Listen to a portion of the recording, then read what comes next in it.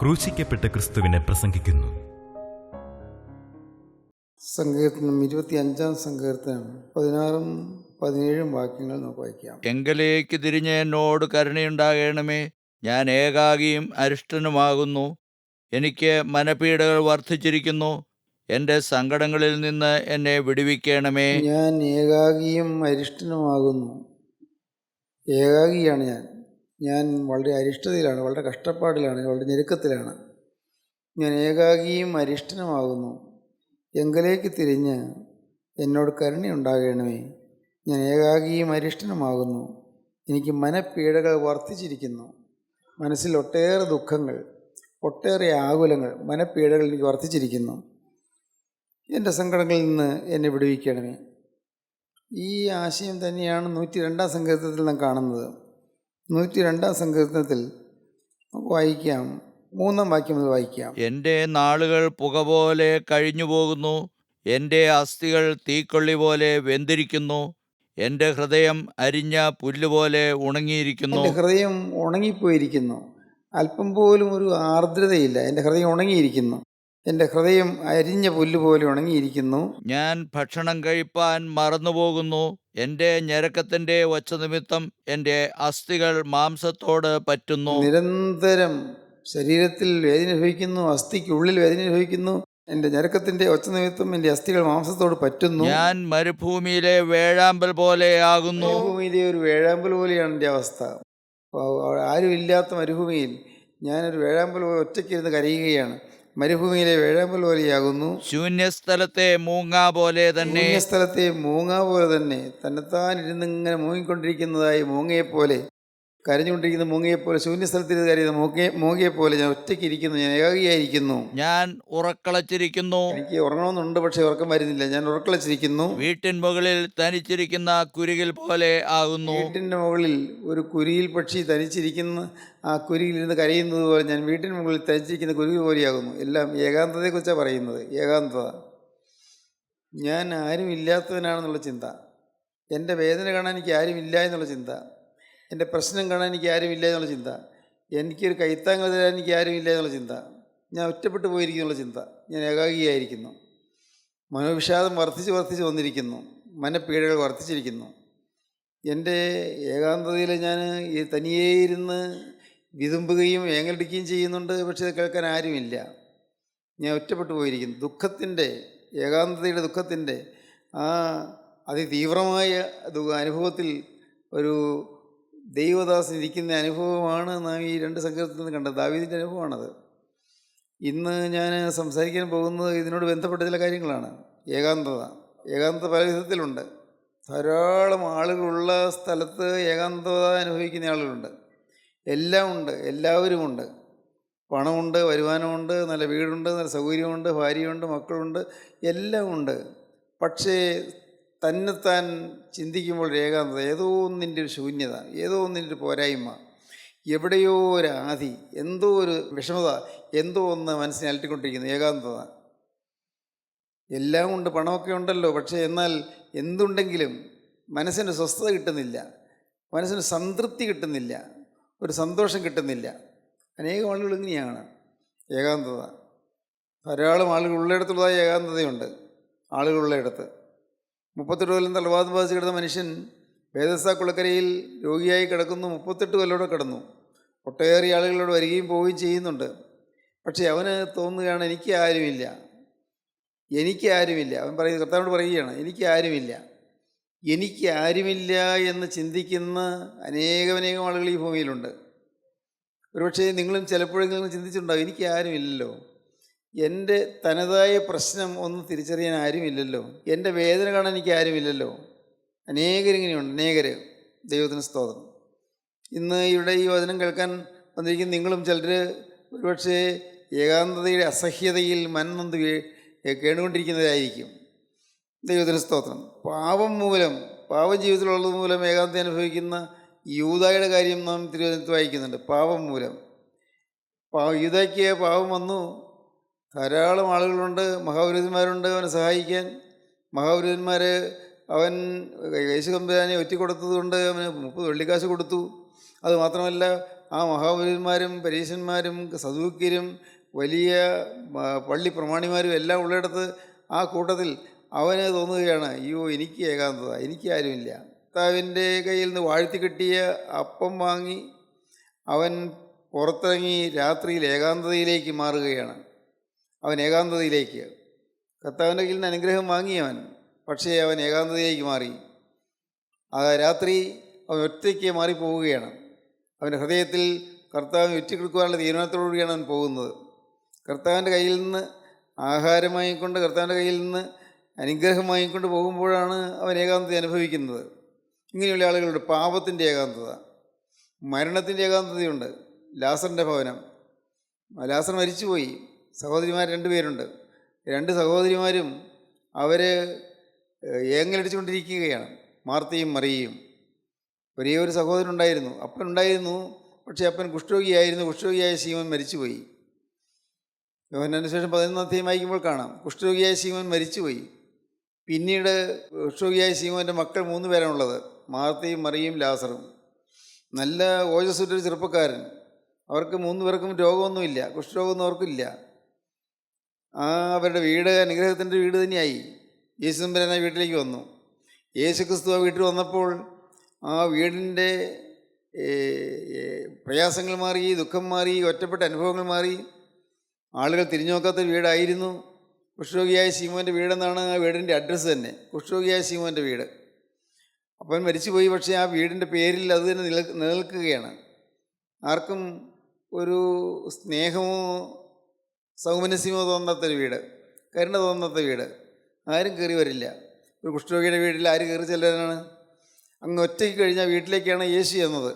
യേശു ആ വീട്ടിൽ ചെന്നു, അതോടുകൂടി ഭാവം മാറി. ആളുകൾ കൂട്ടം കൂടി വരാറായി. അനേകം ആളുകൾ വന്നു, രോഗികൾ വന്നു, അവശരായിട്ടുള്ള ആളുകൾ വന്നു, പലതരത്തിലുള്ളതായി പീഡ അനുഭവിക്കുന്ന ആളുകൾ വന്നു. ഈ ആളുകൾ ഓരോരുത്തരും വരുന്നത് അവരുടെ രോഗം മാറാനാണ്. വന്നവർ സന്തോഷത്തോടെ തുടങ്ങി പോവുകയും ചെയ്തു. രോഗം മാറി. കർത്താവായ യേശുക്രിസ്തുവിൻ്റെ വചനം അവർ കേട്ടപ്പോൾ അവർക്ക് അനുഗ്രഹം ലഭിച്ചു, സന്തോഷമായി. ആരും തിരിഞ്ഞു നോക്കാത്ത വീട്ടിൽ ഇപ്പോൾ ആളുകൾ, നിറയെ ആളുകളുണ്ടായി. പക്ഷേ പെട്ടെന്നാണ് മരണം സംഭവിച്ചത്. ലാസർ മരിച്ചുപോയി. ആ യൗവനക്കാരൻ മരിച്ചുപോയി. അവനെ കല്ലറയിൽ വെച്ചു. 4 ദിവസമായി. അപ്പോഴാണ് യേശു വരുന്നത്. യേശു അവനെ വിളിച്ചു, ലാസറയെ പുറത്തു വരികയെന്ന് വിളിച്ചു. കല്ലറയിൽ നിന്ന് അവൻ മരിച്ച ലാസർ ജീവനോടെ പുറത്തു വന്നു. ഇതെല്ലാം നടന്ന സംഭവങ്ങളാണ്. നമുക്ക് ഇന്നും ഇതൊക്കെ നമ്മൾക്ക് നേരിട്ട് കാണാൻ സാധിക്കും. എന്തെല്ലാം അത്ഭുതങ്ങളാണ് നടക്കുന്നത്. അനേകരുടെ രോഗം മാറുന്നു. അനേകർക്ക് കർത്താവ് ആയുസ് നീട്ടിക്കൊടുക്കുന്നു. ദൈവത്തിന് സ്തോത്രം. അനേകർക്ക് കർത്താവ് ആരോഗ്യം കൊടുക്കുന്നു. കർത്താവ് അനേകർക്ക് മനസ്സുഖം കൊടുക്കുന്നു. ഒരേ ഒരു കാര്യം മാത്രം മതി ഏകാന്തത മാറാൻ, ക്രിസ്തു ഹൃദയത്തിൽ വന്നാൽ മതി. നമ്മുടെ ഈ ഹൃദയത്തിനുള്ളിലേക്ക് യേശു തമ്പുരാൻ വന്നാൽ നമ്മുടെ ഏകാന്തത മാറും, നമ്മുടെ ദുഃഖം മാറും. ക്രിസ്തു ഹൃദയത്തിൽ വരിക. ആവർത്തിച്ച് നിങ്ങൾ കേൾക്കുന്നൊരു വാക്കാണിത്, ക്രിസ്തു ഹൃദയത്തിൽ വരിക. ഇത് കൂടെ കേട്ടാലും മതിയാവാത്തതായൊരു വാക്കാണ്. യേശു ക്രിസ്തു ഹൃദയത്തിലേക്ക് വരിക. ഒരു നിമിഷം നിങ്ങൾ ചിന്തിക്കുമോ? നിങ്ങൾക്ക് പല മനപ്പീഡകളുണ്ടായിരിക്കും, ശരിയാണ്. മനസ്സിനെ അലട്ടുന്ന പല പ്രശ്നങ്ങളുണ്ടായിരിക്കും, അതും ശരിയാണ്. കുടുംബത്തിൽ ചില ക്ലേശങ്ങളുണ്ടായിരിക്കും, വാസ്തവം. നിങ്ങളുടെ ജീവിതത്തിൽ ചില കീറാമുട്ടികൾ പോലുള്ള പ്രശ്നങ്ങൾ നിങ്ങളെ വലയം ചെയ്യുന്നുണ്ടാകും, ശരിയായിരിക്കും. പക്ഷേ എന്നാലും യേശു ക്രിസ്തു എൻ്റെ ഹൃദയത്തിലുണ്ട് എന്ന് പറയത്തക്കവണ്ണമുള്ളൊരു പ്രാഗൽഭ്യം, ഒരു ധൈര്യം നിങ്ങൾക്കുണ്ടോ? നിങ്ങൾ ഏത് സഭയിൽപ്പെട്ടവരാണെങ്കിലും, ഏത് മതത്തിൽപ്പെട്ടവരാണെങ്കിലും, ഏത് സമുദായത്തിൽപ്പെട്ടവരാണെങ്കിലും, നിങ്ങൾ ഏത് ദേശക്കാരാണെങ്കിലും ഈ ഒരു കാര്യത്തിൽ ഉറപ്പ് വേണം നിങ്ങൾക്ക്. എന്താണത്? യേശു ക്രിസ്തു എൻ്റെ ഹൃദയത്തിലുണ്ട്. ആ ഉറപ്പുണ്ടായിരിക്കണം. നിങ്ങളുടെ ജീവിതത്തിൽ നിങ്ങൾ ഏതേത് മേഖലകളിൽ പ്രവർത്തിക്കുന്നവരായാലും നിങ്ങളുടെ ജീവിതത്തിലെപ്പോഴും യേശു ക്രിസ്തു വേണം. ഉറങ്ങാൻ കിടക്കുമ്പോൾ നിങ്ങൾക്ക് ഉറപ്പ് വേണം ക്രിസ്തു ഈ ഹൃദയത്തിലുണ്ട് എന്ന്. നിങ്ങൾ ജോലി സ്ഥലത്ത് ചെല്ലുമ്പോൾ നിങ്ങൾക്ക് ഉറപ്പ് വേണം ക്രിസ്തു എൻ്റെ കൂടെ ഉണ്ട് എന്ന്. നിങ്ങൾ ചെയ്യുന്ന ജോലിയിൽ വ്യാപൃതരായിരിക്കുമ്പോൾ നിങ്ങൾക്ക് ഉറപ്പ് വേണം ക്രിസ്തു എൻ്റെ കൂടെ ഉണ്ട് എന്ന്. അതൊരു സജീവ യാഥാർത്ഥ്യമാണ്, അതൊരു മഹാഭാഗ്യവുമാണ്. ക്രിസ്തു കൂടെ ഉണ്ടായിരിക്കുക, യേശു കൂടെ ഉണ്ട് എന്നുള്ള ഉറപ്പ്, ക്രിസ്തു എൻ്റെ ഹൃദയത്തിലുണ്ട് എന്നുള്ള ഉറപ്പ്. അങ്ങനെയുള്ള അനേകം ആളുകളുണ്ട്. ഒരുപക്ഷെ ഈ വാക്കുകൾ കേൾക്കുന്ന നിങ്ങൾ ചിലരും യേശു ക്രിസ്തു ഹൃദയത്തിൽ വസിക്കുന്ന ഭാഗ്യം അനുഭവിക്കുന്നതായിരിക്കും. അല്ല, ഒരിക്കലെങ്കിലും അനുഭവിച്ചിട്ടുണ്ടായിരിക്കും. ഇന്നൊരു പക്ഷേ അനുഭവിക്കുന്നില്ലെങ്കിലും ആ ഒരു കാലത്ത് അനുഭവിച്ച ആ ആത്മാവിൻ്റെ മാധുര്യം നിങ്ങളുടെ ഹൃദയത്തിൽ ചിലപ്പോൾ കാണും. ജീവിതത്തിൽ ക്രിസ്തു വന്നു എന്നുള്ള സന്തോഷാനുഭവം, നിങ്ങൾ ഈ അനുഭവം പ്രാപിക്കണമെന്നാണ് കർത്താവ് ആഗ്രഹിക്കുന്നത്. അതുകൊണ്ട് ഞാനും ആഗ്രഹിക്കുന്നു, നിങ്ങൾക്ക് യേശു ക്രിസ്തു ഹൃദയത്തിൽ വന്നു എന്നുള്ള അനുഭവം പ്രാപിച്ചുകൊണ്ട് നിങ്ങൾ എഴുന്നേൽക്കണമെന്ന്, ആ ഒരു അത്ഭുതകരമായ അനുഭവത്തിലേക്ക് നിങ്ങൾ വരണമെന്ന്. ദൈവത്തിന് സ്തോത്രം. ഏകാന്തത അത് നമ്മുടെ ജീവിതത്തെ വിരസമാക്കിക്കൊണ്ടിരിക്കുകയാണ്, ജീവിതത്തെ വരട്ടിക്കൊണ്ടിരിക്കുകയാണ്, ജീവിതം ഊഷരമായിക്കൊണ്ടിരിക്കുകയാണ്. യാതൊരു ആർദ്രതയും ഇല്ലാത്തൊരു ജീവിതമാണ്. മനസ്സെപ്പോഴും കല്ലിച്ചിരിക്കുന്നു, മനസ്സെപ്പോഴും കടുത്തിരിക്കുന്നു. നമ്മുടെ ജീവിതത്തിൽ ഇന്ന് യേശുക്രിസ്തു ഹൃദയത്തിൽ വന്നാൽ നിങ്ങളുടെ ഹൃദയത്തിൻ്റെ സ്ഥിതി മാറും. ഹൃദയത്തിൻ്റെ സ്ഥിതി മാറും, നിങ്ങളുടെ കുടുംബത്തിൻ്റെ സ്ഥിതി മാറും, നിങ്ങളുടെ മക്കളുടെ സ്ഥിതി മാറും, നിങ്ങളുടെ മാതാപിതാക്കളുടെ സ്ഥിതി മാറും, ഭാര്യയുടെ സ്ഥിതി മാറും, ഭർത്താവിൻ്റെ സ്ഥിതി മാറും. എന്തായി പറഞ്ഞത്? ഒരാൾ ക്രിസ്തു ഹൃദയത്തിൽ വസിക്കുന്നതിനായി, ഹൃദയത്തിൽ ക്രിസ്തുവിനെ വഹിക്കുന്നതിനായി ഈ ഭൂമിയിൽ ജീവിക്കുമ്പോൾ ക്രിസ്തു ഉള്ളവനായി തീർന്നാൽ അവനോട് ബന്ധപ്പെട്ടവർക്കെല്ലാം ആ പ്രകാശം ലഭിച്ചുകൊണ്ടിരിക്കും. ലഭിക്കുന്നത് ഒരു അത്യുജ്വല തേജസ്സാണ്. ഇരുണ്ട സ്ഥലത്ത് പ്രകാശിക്കുന്ന ഒരു വിളക്ക് പോലെ നമ്മുടെ ഹൃദയത്തിൽ യേശുക്രിസ്തു പ്രകാശിക്കും. സത്യമാണ്. നിങ്ങളുടെ നിരാശകൾ മാറും, നിങ്ങളുടെ ആകുലങ്ങൾ മാറും, നിങ്ങളുടെ അവലാധികൾ മാറും, നിങ്ങളിന്ന് ഏങ്ങലടിച്ചുകൊണ്ടിരിക്കുന്ന വിഷയങ്ങൾ മാറും, ഭാരങ്ങൾ മാറും, നിങ്ങൾക്കൊരു സമാധാനം കിട്ടും, വലിയൊരു ശാന്തത നിങ്ങൾ കൈവരും, വലിയൊരു ശാന്തത. ദൈവത്തിന് സ്തോത്രം. നിങ്ങൾക്ക് മുമ്പൊക്കെ വലിയ കോപമുണ്ടായിരുന്നു, പക്ഷേ ഇപ്പോൾ കോപം വരികയില്ല. എന്തുകൊണ്ട്? ക്രിസ്തു ഈ ഹൃദയത്തിൽ വസിക്കുന്നു. ക്രിസ്തു ഓരോ ശരീരത്തിലെ ഓരോ കോശങ്ങളെയും നിയന്ത്രിച്ചു കൊണ്ടിരിക്കുന്നു. ക്രിസ്തുവാണ് ശരീരത്തെ നിയന്ത്രിക്കുന്നത്, ക്രിസ്തുവാണ് ജീവിതത്തെ നിയന്ത്രിക്കുന്നത്. ഇതൊരു മഹാഭാഗ്യമാണത്. ദൈവത്തിന് സ്തോത്രം. ഏകാന്തത, ഈ ഏകാന്തത നാം പിന്നീട് കാണുന്നത് വെളിപ്പാട് പുസ്തകം 1-ാം അധ്യായത്തിലാണ്. വെളിപ്പാട് പുസ്തകം 1-ാം അധ്യായം വായിക്കുമ്പോൾ നമുക്ക് കാണാം, അവിടെ യോഹന്നാൻ ശ്ലീഹ ഏകാഗിയായിട്ടിരിക്കുകയായിരുന്നു. ഏകാഗിയായിട്ട് വെളിപ്പാട് പുസ്തകം 1-ാം അധ്യായത്തിൻ്റെ ആദ്യ ഭാഗം നമുക്ക് വായിച്ച് കേൾക്കാം. നിങ്ങളുടെ സഹോദരനും യേശുവിൻ്റെ കഷ്ടതയിലും രാജ്യത്തിലും സഹിഷ്ണുതയിലും കൂട്ടാളിയുമായ യോഹന്നാൻ എന്ന ഞാൻ ദൈവവചനവും യേശുവിൻ്റെ സാക്ഷ്യവും നിമിത്തം പത്മോസ് എന്ന ദ്വീപിലായിരുന്നു. കർത്തൃദിവസത്തിൽ ഞാൻ ആത്മവിവശനായി. ദൈവത്തിന് സ്തോത്രം. ഏകാഗിയായിട്ട് യോഹന്നാൻ ശ്ലീഹായെ പത്മോസ് ദ്വീപിലേക്ക് നാട് കടത്തി. പത്മോസ് ദ്വീപിൽ ആരും വസിക്കാത്ത സ്ഥലത്ത്, ദ്വീപിൽ ചുറ്റും അലകടൽ, തിരമാലകളാൽ കോളിളക്കം പൂണ്ട ആ ഭീകരമായ അന്തരീക്ഷത്തിൻ്റെ നടുവിൽ ഏകാഗിയായിട്ട് യോഹന്നാൻ ശ്ലീഹ ഇരിക്കുകയാണ്. ആരോരും കൂടെ ഇല്ല. വാർദ്ധക്യമായി ഒന്ന് കൈപിടിച്ച് എഴുന്നേൽപ്പിക്കാനോ പിടിച്ച് നടത്താനോ ആരുമില്ല. വൃദ്ധനായ യോഹന്നാൻ ശ്ലീഹ അവിടെ കിടന്നുകൊണ്ട് യാതന അനുഭവിച്ച് ഇഞ്ചിഞ്ചായി മരിക്കണമെന്നാണ് അന്നത്തെ ഡൊമീഷ്യൻ കൈസർ തീരുമാനിച്ചത്. അന്നത്തെ സീസർ ചക്രവർത്തിമാരിൽ ഏറ്റവും ദുഷ്ടനായി അറിയപ്പെട്ടിരുന്ന ഡൊമീഷ്യൻ, ആ ചക്രവർത്തി തീരുമാനിച്ചത് യോഹന്നാൻ ശ്ലീഹ അവിടെ ഏകാഗിയായി കിടന്ന് നരകിച്ച് മരിക്കണമെന്ന്. കാരണം ചക്രവർത്തിക്ക് ഇത്തിരി വാശി ഒന്നുപോയി. വാശി മറ്റൊന്നുമല്ല, ചക്രവർത്തി ഒട്ടേറെ പേരെ കൊന്നു, പക്ഷേ യോഹന്നാൻ ശ്ലീഹായെ കൊല്ലാൻ നോക്കിയിട്ട് നടന്നില്ല. എന്താണെന്നറിയാമോ? യോഹന്നാൻ ശ്ലീഹായെ തിളച്ച എണ്ണയിലേക്ക് ഇട്ടു, തിളച്ച എണ്ണയിലേക്ക്. പക്ഷെ ഒരു കേടും പറ്റുന്നില്ല. ഇതെന്തൊരു അത്ഭുതം! ഈ വയോവൃദ്ധനായ അപ്പോസ്തലനെ എണ്ണ തിളപ്പിച്ചിട്ട് അതിലേക്ക് ഇട്ടു. അവിടെ കിടന്ന് പൊരിഞ്ഞ് ചാകണമെന്നാണ് വിചാരിച്ചത്. ഒരു കുഴപ്പവുമില്ല. ചക്രവർത്തിക്ക് അമർഷമായി, കൊല്ലാൻ നോക്കിയിട്ട് സാധിക്കുന്നില്ല. എന്നാൽ ഒറ്റയ്ക്ക് കിടന്ന് യാതന അനുഭവിച്ച് മരിക്കട്ടെ. ഇതാണ് ചക്രവർത്തിയുടെ വിധി തീർപ്പ്. പ്രിയപ്പെട്ടവരെ, എന്തിനാണിത് ഈ പീഡ അനുഭവിക്കേണ്ടി വന്നത്? യേശു ക്രിസ്തുവിൻ്റെ വചനം മൂലവും യേശു ക്രിസ്തുവിനുള്ള സാക്ഷ്യം മൂലവും ഞാൻ പത്മോസിൽ തള്ളപ്പെട്ടു. ദൈവത്തിന് സ്തോത്രം. പ്രിയപ്പെട്ടവരെ, ഈ ലോക ജീവിതത്തിൽ നാം ഇതെല്ലാം കേൾക്കുന്നുണ്ട്. അനേകം അപ്പോസ്തലന്മാരുടെ പീഡാനുഭവങ്ങളെക്കുറിച്ച് നാം കേൾക്കുന്നുണ്ട്. പൗലോസ്ലീഹായെ കഴുത്ത് വെട്ടി കൊന്നതെന്ന് കേട്ടിട്ടുണ്ട്. വചനം അങ്ങനെയാണ് പറയുന്നത്. ദൈവത്തിന് സ്തോത്രം. മർക്കോസ് ശ്ലീഹായെ കുതിരവണ്ടിയുടെ പിറകിൽ കെട്ടിയിട്ടിട്ട് വളരെ വേഗം കുതിരവണ്ടി ഓടിച്ചു. നിലത്ത് ഉരുണ്ട്, നിലത്ത് ഒരഞ്ഞൊരഞ്ഞ് ആ ശരീരം ഒന്നൊന്നായി കീറി അങ്ങനെ മരിച്ചു. ചിലരെ കുരിശിലേറ്റി, ചിലരെ ചാട്ടവാറുണ്ട് അടിച്ചടിച്ചടിച്ച് ദണ്ഡിപ്പിച്ച് കൊന്നു. വലിയ വലിയ പീഡകളാണ് അക്കാലത്തുണ്ടായത്, ഭയങ്കരമായ പീഡകൾ. അന്ന് ഒരു സർക്കാർ ഉദ്യോഗം കിട്ടുകയില്ലായിരുന്നു. റോമൻ സർക്കാരിൻ്റെ ഭരണമാണ് എല്ലായിടത്തും. അന്ന് റോമൻ സർക്കാരാണ് അന്നത്തെ ആ സാമ്രാജ്യ അധിപതിയായി വാണുകൊണ്ടിരുന്നത്. റോമൻ സാമ്രാജ്യം വിശാലമായൊരു സാമ്രാജ്യമായിരുന്നു. ഇറ്റലിയുടെ തലസ്ഥാനമായി റോമിൽ കേന്ദ്രമാക്കിക്കൊണ്ടുള്ളതായ ആ രാജഭരണം, ആ ചക്രവർത്തി ഭരണം ഏറ്റവും ദുസ്സഹമായിരുന്നു.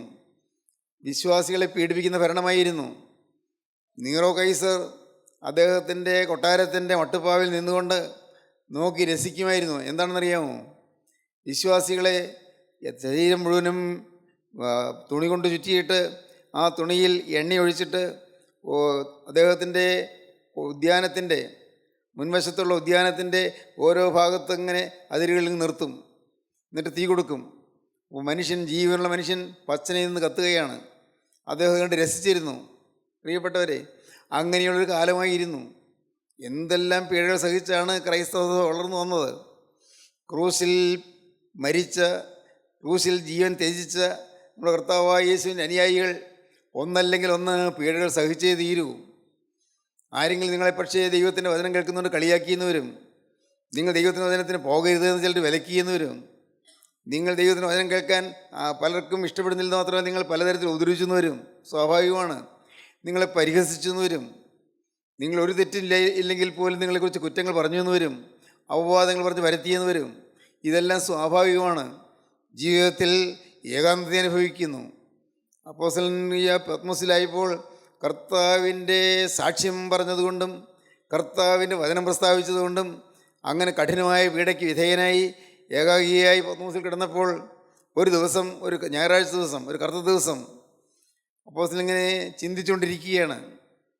വാർദ്ധക്യമായല്ലോ, എഴുന്നേറ്റ് നടക്കാൻ തന്നെ കഴിയാതായല്ലോ, ആരെങ്കിലും കയ്യിൽ പിടിക്കാൻ ആരുമില്ല. അപ്പോസ്തലൻ അങ്ങനെ ഇരിക്കുകയാണ്. അങ്ങനെ ഇരിക്കുമ്പോൾ ഭയങ്കരമായ തിരമാലകളൊന്ന് ആഞ്ഞാഞ്ഞടിക്കുന്നു. അതിലെ പാറക്കെട്ടുകളിലേക്ക്, പത്മോസ് ദ്വീപിലുള്ള പാറക്കെട്ടുകളിലേക്ക് സമുദ്രത്തിലെ തിരമാലകൾ വന്ന് ആഞ്ഞടിച്ച് തിമിർക്കുന്നു. വലിയ ശബ്ദം, ഭയങ്കരമായ ശബ്ദം. അത് നിലയ്ക്കുന്നില്ല. ഒന്ന് മാറി തിരമാലകൾ വരികയാണ്. അപ്പോസ്തലൻ തിരമാലകളിലേക്ക് നോക്കി. പയ്യൊരു ചെറിയ പുഞ്ചിരി വന്നു ചുണ്ടിൽ. എന്താണെന്നോ? പണ്ടൊരിക്കൽ ഞങ്ങൾ കർത്താവിൻ്റെ ശിഷ്യന്മാർ ഞങ്ങൾ പടകിൽ കയറി പോകുമ്പോൾ പെട്ടെന്നാണ് ഗലീലക്കടലിൻ്റെ നടുവിൽ ഞങ്ങൾ എത്തിയപ്പോഴേക്കും ഭയങ്കരമായ കൊടുങ്കാറ്റുണ്ടായി. യോഹന്നാസിലേക്ക് ഓർമ്മയുണ്ട്. ഭയങ്കരമായ കൊടുങ്കാറ്റായിരുന്നു. ആ കൊടുങ്കാറ്റിൽ ഞങ്ങളുടെ പടക് ആടി ഉലഞ്ഞു. മുങ്ങിപ്പോകുന്ന ഉറപ്പായി. നടുക്കടലിൽ തീരുമല്ലോ എന്നോർത്തു. അങ്ങനെ ഞങ്ങൾ വിഷമിച്ച്, അയ്യോ എന്തു വേണ്ടു ഞങ്ങൾ അറിയാതെ വിഷമിച്ചു. കർത്താവ് കൂടെ ഇട്ട് ഇല്ലതാനും. കർത്താവ് ഞങ്ങളെ പറഞ്ഞു വിട്ടിട്ട് കർത്താവ് പ്രാർത്ഥിക്കാൻ ഒലിവലയിലേക്ക് പോയിരിക്കുകയാണ്. നിങ്ങൾ പോകുക, തടാകത്തിന് അക്കരെ പോകുക എന്ന് പറഞ്ഞാണ് ഞങ്ങളെ വിട്ടത്. എന്തൊരു കഷ്ടം! ഓർക്കുകയാണ്, സംഭവങ്ങൾ ഓർക്കുകയാണ്, ഓർമ്മയിൽ ഇങ്ങനെ തെളിഞ്ഞു വരികയാണ്. എന്തൊരു കഷ്ടം! യോഹന്നാസ്ലീഹ ഓർക്കുകയാണ്, അന്ന് കർത്താവായ യേശുക്രിസ്തുവിൻ്റെ ഒരു സാന്നിധ്യം ഉണ്ടായിരുന്നെങ്കിൽ ഒരു സമാധാനം ഉണ്ടായേനെ. കർത്താവ് കൂടെ ഇല്ലല്ലോ. അങ്ങനെ വിഷമിച്ച് അവർ ഭാരപ്പെട്ട് പടകിലേക്ക് തെറുത്തു വരുന്ന തിരമാലകൾ കൊണ്ടുവരുന്ന വെള്ളം കൈകൊണ്ട് തേയി കളഞ്ഞ്, പക്ഷെ അതിലേറെ വെള്ളം വന്ന് കയറി. അങ്ങനെ പടകെങ്ങനെ ആടി ഉലയുന്നൊരു ഇഞ്ച് മുന്നോട്ട് നീങ്ങുന്നില്ല. നടുക്കടലിലാണ് താനും. ഇനിയും 10 മൈൽ പിന്നെയും യാത്ര ചെയ്താലേ അക്കരെ എത്തുകയുള്ളൂ. 10 മൈലോളം യാത്ര ചെയ്ത് കഴിഞ്ഞു. ഗലീല കടലിൻ്റെ ആ ഭാഗത്തിന് 20 മൈൽ വീതിയുണ്ട്. ദൈവത്തിന് സ്തോത്രം. പ്രിയപ്പെട്ടവരെ, യോഹന്നാസ്ലീഹ ഓർക്കുകയാണ്, അന്ന് എന്തൊരത്ഭുതം! രാത്രിയുടെ ആ ഇരുളിൻ്റെ നിഴൽപ്പാടിൽ ഒരാൾ നടന്നു വരുന്ന പോലെ തോന്നി. ഏതിൽ? വെള്ളത്തിൻ്റെ മീതെ. ആരായിരിക്കും വെള്ളത്തിൻ്റെ മീതെ നടന്നു വരുന്നത്? ഭൂതമാണോ എന്നൊക്കെ സംശയിച്ചു. ഭൂതമായിരിക്കുമോ? അപ്പോൾ പത്രോസ് പറഞ്ഞു, അത് നമ്മുടെ കർത്താവാണ്. എല്ലാവരും അത്ഭുതത്തോടെ നോക്കി. യേശു വെള്ളത്തിൻ മീതെ നടന്നു വരുന്നു. ഈ 10 മൈൽ യേശു ക്രിസ്തു വെള്ളത്തിൻ മീതെ നടന്നു വരുന്നു. തൻ്റെ പ്രിയപ്പെട്ട ശിഷ്യന്മാർ തണ്ട് വലിച്ച് വലയുന്നത് കണ്ടിട്ട് കർത്താവിൻ്റെ ഉള്ളം സഹതാപാർദ്രമായി. കർത്താവ് സ്നേഹം കൊണ്ട് നിറഞ്ഞ് അവരെ തേടി വരികയാണ്. അവരെ ആശ്വാസം കൊടുക്കാൻ കർത്താവ് വരികയാണ്. കർത്താവ് വന്ന് പടകിൽ കയറി. കർത്താവ് ഇരുകര ഉയർത്തി പിടിച്ചുകൊണ്ട് കർത്താവ് പറഞ്ഞു, കാറ്റേ അടങ്ങുക, തിരമാലകൾ അടങ്ങട്ടെ, കൊടുങ്കാറ്റടങ്ങട്ടെ. ദൈവത്തിന് സ്തോത്രം. പെട്ടെന്ന്, എത്ര പെട്ടെന്നാണ് കൊടുങ്കാറ്റ് അടങ്ങിയത്! ഇപ്പോൾ യോഹന്നാസ്ലീഹയൊക്കെ ഓർക്കുമ്പോൾ രോമാഞ്ചം കൊള്ളുന്നു, പുളകം കൊള്ളുന്നു. എന്തൊരത്ഭുതം! അന്ന് വന്ന ആ കർത്താവ് ഇന്നും ജീവിക്കുന്നുണ്ടല്ലോ. ഇപ്പോൾ ഒന്ന് വന്നിരുന്നെങ്കിൽ, ഒന്ന് എൻ്റെ അടുക്കിലേക്ക് വന്നിരുന്നെങ്കിൽ, മനസ്സ് നീറിപ്പോഞ്ഞിരിക്കുന്ന എൻ്റെ അടുക്കിലേക്കൊന്ന് വന്നിരുന്നെങ്കിൽ, തീരെ ശരീരബലമില്ലാതെ ആരോഗ്യം ക്ഷയിച്ച് വാർദ്ധക്യമായി ജരാനരകൾ ബാധിച്ചിരിക്കുന്ന എൻ്റെ അരികിലേക്ക് യേശു ഇപ്പോൾ ഒന്ന് വന്നിരുന്നെങ്കിൽ ആശയോടെ നോക്കുകയാണ്. ദൈവത്തിന് സ്തോത്രം. ഒന്ന് കർത്താവേ, നീ ഇപ്പോൾ ഒന്ന് വരണമേ. അപ്പോൾ ആ സംഭവങ്ങൾ ഓർത്തപ്പോൾ കർത്താവിൻ്റെ ഒരു സാന്നിധ്യം കിട്ടുന്ന പോലെ കുളിർമ കിട്ടി. ഒരു കുളിർമ, ഏതോ ഒരു സമാധാനം. യേശു വന്നിരുന്നെങ്കിലെന്ന് ഓർത്തപ്പോഴേക്കും ഒരു സമാധാനം വരികയാണ്. യേശു വന്നിരുന്നെങ്കിലെന്ന് ഓർത്തപ്പോഴേക്കും ഒരു സ്വസ്ഥത കിട്ടുകയാണ്, ഒരു ശാന്തി കിട്ടുകയാണ്. ദൈവത്തിന് സ്തോത്രം. അപ്പോഴാണ് പെട്ടെന്ന് അറിയാതെ അങ്ങ് മുകളിലേക്ക് നോക്കിയത്. മുകളിലേക്ക് നോക്കിയപ്പോൾ കഴുകന്മാർ വട്ടമിട്ട് പറക്കുന്നു. കഴുകന്മാർ ഇങ്ങനെ അവിടെ നാടെടുത്തപ്പെട്ട് പോയവർ അവിടെ അവർ മരിച്ചാൽ, ചലിക്കാൻ കഴിവില്ലാതെ, നടന്നു പോകാൻ കഴിവില്ലാതെ അവിടെ വീണ് കിടന്നാൽ അവരുടെ മാംസം കൊത്തി കീറാനായിട്ട് ഇതിനു മുമ്പ് അങ്ങനെ കൊത്തി കീറിയിട്ടുണ്ട്. ഈ മനുഷ്യനൊന്ന് ചത്ത് കിട്ടാൻ വേണ്ടി അങ്ങനെ കഴുകന്മാർ വട്ടമിട്ട് പറക്കുകയാണ്. എൻ്റെ മാംസം ഈ കഴുകന്മാർ കൊത്തി തിന്നും. കർത്താവേ, നീ ഒന്ന് വന്നെന്നെ തൊട്ടിരുന്നെങ്കിൽ എനിക്കത് ആശ്വാസമാകുമായിരുന്നല്ലോ. ദൈവത്തിന് സ്തോത്രം. പ്രിയപ്പെട്ടവരെ, ഇങ്ങനെ മനസ്സ് നീറിക്കൊണ്ട് ഉള്ളു പുകഞ്ഞുകൊണ്ട് ഏകാഗിയായി അപ്പോസ്തലൻ അവിടെ ഇരിക്കുകയാണ്. ദൈവത്തിന് സ്തോത്രം. അപ്പോഴാണ് ആ ഏകാന്തതയിൽ ഒരു സംഭവം ഉണ്ടായി. നമുക്ക് വായിക്കാം. കർത്ത ദിവസത്തിൽ ഞാൻ ആത്മവിവശനായി. ആത്മാവിൽ ഒരു വിവശത വന്നു. ഏതോ ഒരു പരിശുദ്ധാത്മാവിൻ്റെ കൃപ എൻ്റെ മേൽ പകർന്നു. പരിശുദ്ധാത്മാവിൻ്റെ കുളിർമ എൻ്റെ മേൽ പകർന്നു. പരിശുദ്ധാത്മാവിന് സാന്നിധ്യം എനിക്ക് കിട്ടി. ഓ, എന്തൊരു സന്തോഷം! ഞാൻ ആത്മവിവശനായി. ആത്മാവിൽ വിവശതയുണ്ടായി. ആത്മാവിൻ്റെ പരിശുദ്ധാത്മാവിൻ്റെ ഒരു സ്പർശം എനിക്കുണ്ടായി. ദൈവത്തിന് സ്തോത്രം. സ്നേഹിതരെ, നിങ്ങളോട് പറയട്ടെ, നിങ്ങളെത്ര കൊടിയ പേടി അനുഭവിക്കുമ്പോഴും, നിങ്ങൾ രോഗം വർദ്ധിച്ച് നിങ്ങൾ ക്ഷീണിതരായി തീരുമ്പോഴും, നിങ്ങൾ മരിക്കാറായി കിടക്കുന്നുവെന്ന് നിങ്ങൾക്കും നിങ്ങളുടെ പ്രിയപ്പെട്ടവർക്കും തോന്നുമ്പോഴും, അപ്പോഴെല്ലാം നിങ്ങൾ എൻ്റെ യേശുവേ എന്ന് വിളിച്ചാൽ മതി. എൻ്റെ യേശുവേ എന്ന് വിളിച്ചാൽ യേശു വരുന്നത് നിങ്ങൾക്ക് അനുഭവിക്കാം. ഒരുപക്ഷേ മാരകമായ രോഗമാണ്.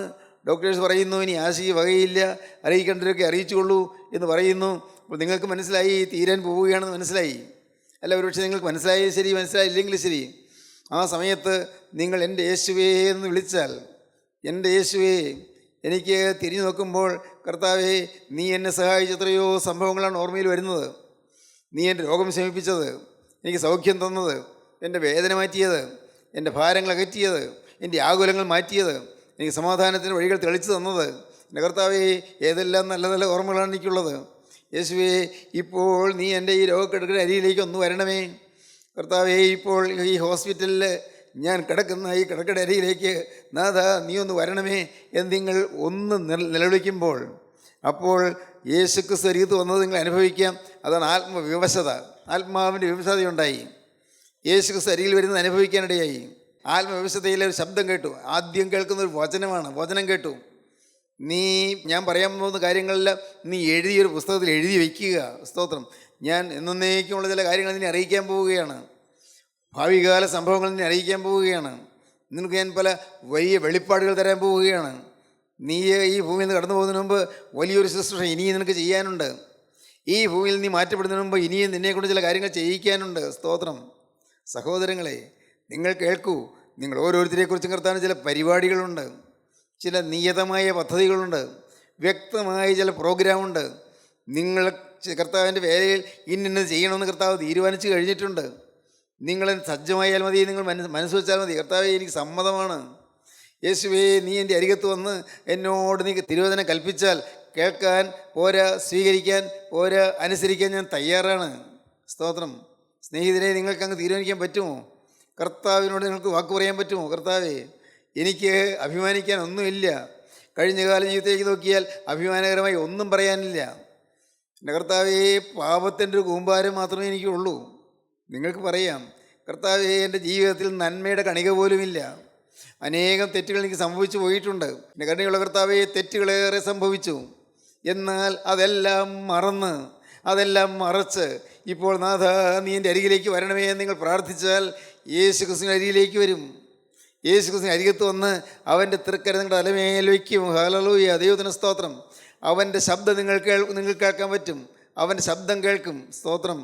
എൻ്റെ സഹോദരങ്ങളെ, ദൈവത്തിന് സ്തോത്രം. യേശുവിൻ്റെ ശബ്ദം നിങ്ങൾ കേട്ടിട്ടുണ്ടോ? നിങ്ങളോട് സംസാരിക്കുന്ന യേശുവിൻ്റെ സ്വരം നിങ്ങൾ കേട്ടിട്ടുണ്ടോ? അത് കേൾക്കുന്നൊരു ഭാഗ്യമാണ്. നിങ്ങൾ വെറുതെ ഏതെങ്കിലും ഒരു ഊഹാപോഹമല്ല ഈ പറയുന്നത്. നിങ്ങൾ കേൾക്കണം യേശുവിൻ്റെ ശബ്ദം. യേശുവിൻ്റെ സ്വരം നിങ്ങൾ കേൾക്കണം. ഹല്ലേലൂയ. യേശുവിൻ്റെ സ്വരം നിങ്ങൾ കേൾക്കണം. മനുഷ്യഹൃദയത്തെ ഉണർത്തുന്ന സ്വരമാണത്. മനുഷ്യജീവിതത്തെ ശക്തീകരിക്കുന്ന സ്വരമാണത്. ബലഹീനരെ ബലപ്പെടുത്തുന്നതായ സ്വരമാണത്. രോഗികളെ സൗഖ്യമാക്കുന്ന സ്വരമാണത്. ഹല്ലേലൂയ. ദൈവത്തിന് സ്തോത്രം. ക്ഷീണിച്ചു പോയവർക്ക് ബലം കൽപ്പിക്കുന്ന ശബ്ദമാണത്. ദൈവത്തിന് സ്തോത്രം. ജീവനുള്ള ക്രിസ്തുവിൻ്റെ അരികത്ത് വന്ന് നിങ്ങൾ തലോടുന്നത് നിങ്ങൾക്ക് അനുഭവിക്കാൻ സാധിക്കും. ഞാൻ ഇവിടെ ദൂരെ ഇരിക്കുകയാണ്, എന്നാൽ നിങ്ങളുടെ അരികത്ത് തൊട്ടരികത്ത് യേശു വന്നിട്ടുണ്ട്. ഹല്ലേലൂയ. ദൈവത്തിന് സ്തോത്രം. ഈ വചനത്തിൻ്റെ ശബ്ദം എവിടെയെല്ലാം കേൾക്കുന്നുണ്ടോ, അവിടെ ആരെല്ലാം ഇരിക്കുന്നുണ്ടോ, അവരുടെ അരികിലേക്ക് യേശു വരികയാണ്. ദൈവത്തിന് സ്തോത്രം. നിങ്ങൾ ആവശ്യക്കാരാണെങ്കിൽ യേശുവിനോട് പറയണം, കർത്താവേ എന്നെ തൊട്ടിട്ടേ പോകാവൂ. ഞാനിവിടെ ഒരു അവശനായ ഒരാളിരിപ്പുണ്ട്, ഞാൻ അഗതിയായ ഒരാളോട് ഇരിപ്പുണ്ട്, അനാഥനായ ഒരാളോട് ഇരിപ്പുണ്ട്, ആവശ്യക്കാരനായ ഒരാൾ ഇരിപ്പുണ്ട്. കർത്താവ് എന്നും ദുഃഖം മാത്രം കരച്ചിൽ മാത്രമുള്ളൊരു സ്ത്രീ ഇവിടെ ഇരിക്കുന്നുണ്ട്. എൻ്റെ യേശുവേ, എന്നും അവലാധി മാത്രം, എന്നും ദുരിതം മാത്രമായ ഒരു സ്ത്രീ ഇവിടെ ഇരിക്കുന്നുണ്ട്. കർത്താവെ, കുടുംബത്തിൽ സ്വസ്ഥതയില്ലാതെ മനസ്സ് ഉഴന്ന് വലഞ്ഞു വിഷമിക്കുന്നൊരു സ്ത്രീ ഇവിടെ ഇരിപ്പുണ്ട്. ശരീരം രോഗഗ്രസ്തമായി എൻ്റെ കർത്താവെ ഭാരപ്പെട്ട് ഞരക്കുന്നൊരു സ്ത്രീ ഇവിടെ ഇരിപ്പുണ്ട്. കർത്താവെ, ഞാനൊരാൾ ഇവിടെ ഇരിപ്പുണ്ട്, ഞാനൊരു അത്യാവശ്യക്കാരനായിട്ടിരിക്കുന്നുണ്ട്. നാഥ, നീ നടന്നു പോകുമ്പോൾ ഈ ഉള്ളവനെ ഒന്ന് കണ്ടിട്ട് പോകണമേ. ഹല്ലേലൂയ. ഈ പാവപ്പെട്ടവൻ്റെ മേൽ നിൻ്റെ കരമൊന്ന് വെച്ചിട്ട് പോകണമേ. ഈ പാവപ്പെട്ടവരുടെ മേൽ നിൻ്റെ കരമൊന്ന് വെച്ചിട്ട് പോകണമേ. യേശുവേ, എനിക്ക് വേറെ ഒന്നും വേണ്ട, ഈ ലോകത്ത് എനിക്ക് വേറെ ഒന്നും വേണ്ട, എനിക്കൊന്ന് മാത്രം മതി. എൻ്റെ യേശുവിനെ തൊട്ടാൽ മതി. ഹല്ലേലൂയ. യേശുവിൻ്റെ കരവിൻ്റെ മേൽ വന്നാൽ മതി. ഹല്ലേലൂയ. യേശുവിന് തൃക്കരനെ തൊട്ടാൽ മതി. ദൈവത്തിന് സ്തോത്രം. യേശുവിന് തൃക്കരം തൊടാൻ നിങ്ങൾക്ക് ആഗ്രഹമുണ്ടോ? യേശുവിന് തൃക്കരം നിങ്ങൾ തൊടുവാൻ, നിങ്ങളെ അനുഗ്രഹിക്കാൻ നിങ്ങൾക്ക് ആഗ്രഹമുണ്ടോ? എങ്കിൽ യേശു ഇതാ നിങ്ങളുടെ അരികത്തുകൂടെ മന്ദം നടന്നു പോവുകയാണ്. ഹല്ലേലൂയ. ആ കാലൊച്ച നിങ്ങൾക്ക് കേൾക്കാം. ഹല്ലേലൂയ. പാദം വച്ച് അവിടെ നടന്നു പോകുമ്പോൾ ആ കാലൊച്ച നിങ്ങളെ കേൾക്കാം. ആ കാലൊച്ച കേട്ടുകൊണ്ട് നിങ്ങൾ കാതോർക്കുക. യേശുവിന് ചിലത് എന്നോട് പറയാനുണ്ട്. ഹല്ലേലൂയ. ചിലത് നിങ്ങളെ അറിയിക്കാനുണ്ട്. സ്വർഗത്തിൻ്റെ ഭാഷ നിങ്ങളെ കേൾപ്പിക്കാനുണ്ട്. സ്വർഗത്തിൻ്റെ ആലോചന നിങ്ങൾക്ക് തരാനുണ്ട്. സ്വർഗീയമായ അനുഭവങ്ങൾ നിങ്ങൾക്ക് തരാനുണ്ട്. സ്വർഗീയമായ ശോഭനമായ ഭാവി നിങ്ങൾക്ക് തരാനുണ്ട്. സ്വർഗ സന്തോഷത്തിൻ്റെ ആനന്ദൈശ്വര്യങ്ങളിലേക്ക് നിങ്ങളെ കർത്താവ് നയിക്കാനുണ്ട്. വിശ്വസിക്കൂ. യേശു അരികത്ത് വന്നിരിക്കുന്നു. ഹല്ലേലൂയ. ഞാൻ നിങ്ങൾക്ക് വേണ്ടി സ്തുതിക്കാം, ഞാൻ നിങ്ങൾക്ക് വേണ്ടി പ്രാർത്ഥിക്കാം. Hallelujah. Hallelujah. Hallelujah. Hallelujah. Hallelujah. Hallelujah. Hallelujah. Hallelujah.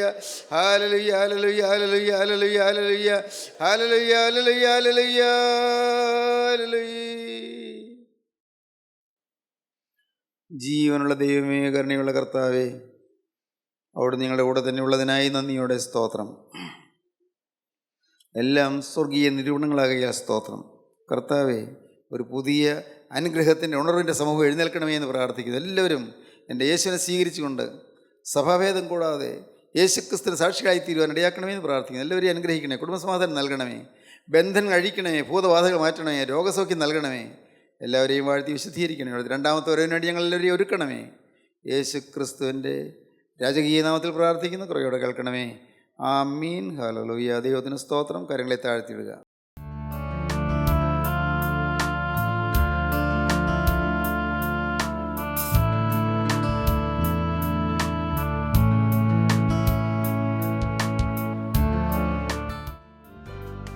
അമൃതധാര എല്ലാ ശനിയാഴ്ചയും രാവിലെ 6:30 മുതൽ 7 മണി വരെ നിങ്ങളുടെ സൂര്യ TV-യിൽ.